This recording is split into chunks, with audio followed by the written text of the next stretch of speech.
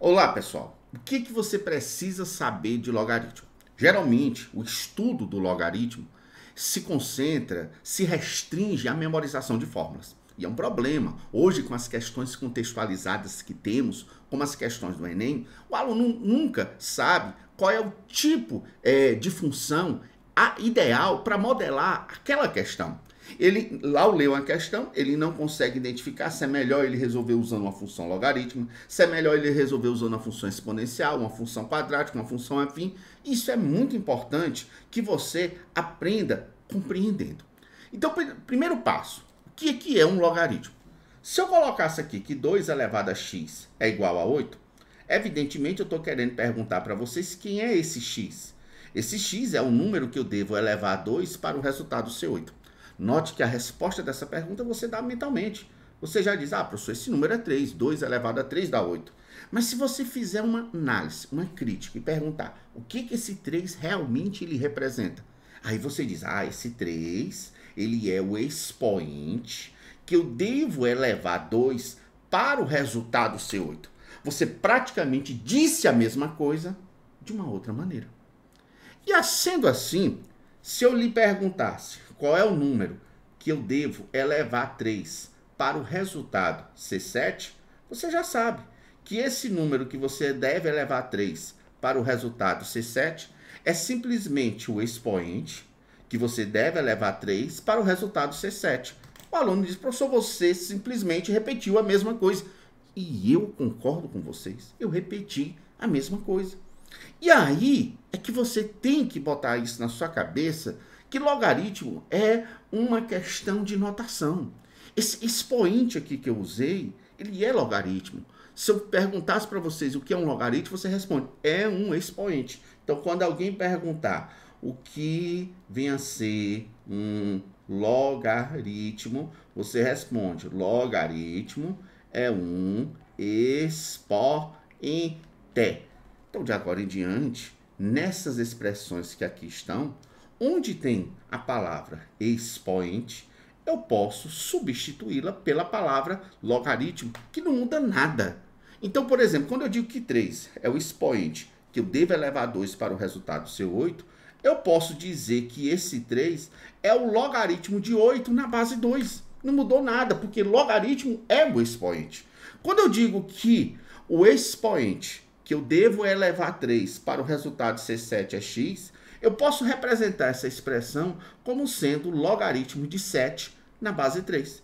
Logaritmo é expoente. Então, diante dessa situação, dessa revelação, você consegue compreender e lidar e administrar melhor o uso das fórmulas. Então, quando eu escrevo que logaritmo de b na base a é igual a x, eu estou dizendo para vocês que o número que eu devo elevar para o resultado CB é x. Então, o que é que esse x representa?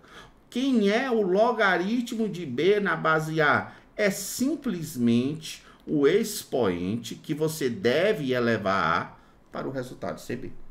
E o a, professor, o que o a é? O a é a base.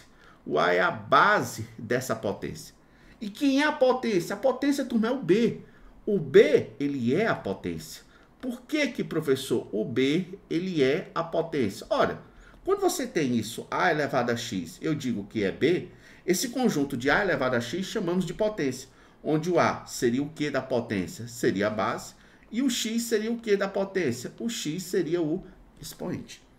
Então, quando você faz isso, aí você diz, eu estou estudando lá no livro, eu vi que esse b, ele é, professor, logaritmando. Sim, mas você memorizou essa palavra, logaritmando, e não tem ideia que logaritmando é simplesmente uma potência, não adiantou absolutamente nada. Então vamos imaginar que com esse tipo de conhecimento, isso facilita e muito até a compreensão das propriedades associadas à teoria dos logaritmos. Vamos mencionar aqui, pessoal, por exemplo, duas dessas propriedades. A primeira delas é aquela que vocês simplesmente memorizavam, que logaritmo do produto é exatamente igual à soma dos logaritmos. Beleza, você memorizava, tudo bem.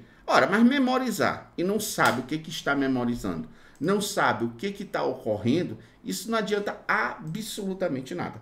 Então, o que está ocorrendo aqui? Eu estou dizendo para vocês que logaritmo, eu disse que logaritmo é um expoente. Então, eu posso muito bem escrever essa expressão como se eu estivesse perguntando qual é o expoente do produto de duas potências B e C, ambas na base A. Ora, eu sei, cara, nós já aprendemos isso.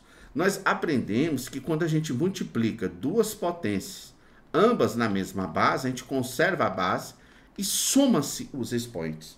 Então, quando eu perguntar para vocês qual é o expoente do produto de duas potências na mesma base, o expoente do produto das duas potências que estão na mesma base, o expoente é a soma do expoente da primeira potência com o expoente da segunda potência. Ou seja, eu estou dizendo para vocês que vocês têm que pegar o expoente da potência B na base A e somar com o expoente da potência C na base A.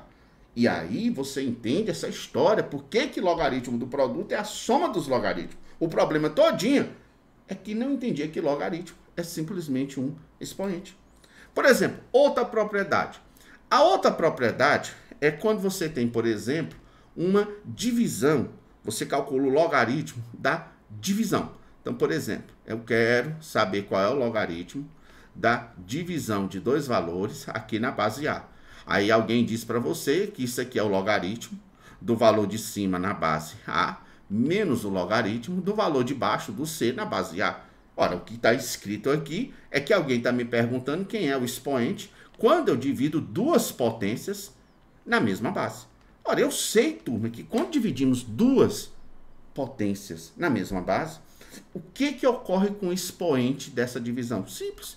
Você vai pegar o expoente da potência de cima, que é B, na base A, e subtrair o expoente da potência de baixo na base A. Então, essa ideia de logaritmo está ligada muito ao que aprendemos lá na potenciação. Só que logaritmo tem um foco especial para o expoente. Então, quando você estiver resolvendo um problema, seja de matemática financeira, que é uma das grandes aplicações de logaritmo, seja um problema em que você quer determinar a quantidade de massa radioativa que existe na substância no decorrer do tempo. Esses tipos de problemas que estão associados a expoente, você vai usar logaritmo. Se você gostou dessa aula, se você está interessado na aula 2 de logaritmo, esse vídeo, ao chegar a 20 likes, eu vou divulgar a aula 2 de logaritmos. Até a próxima.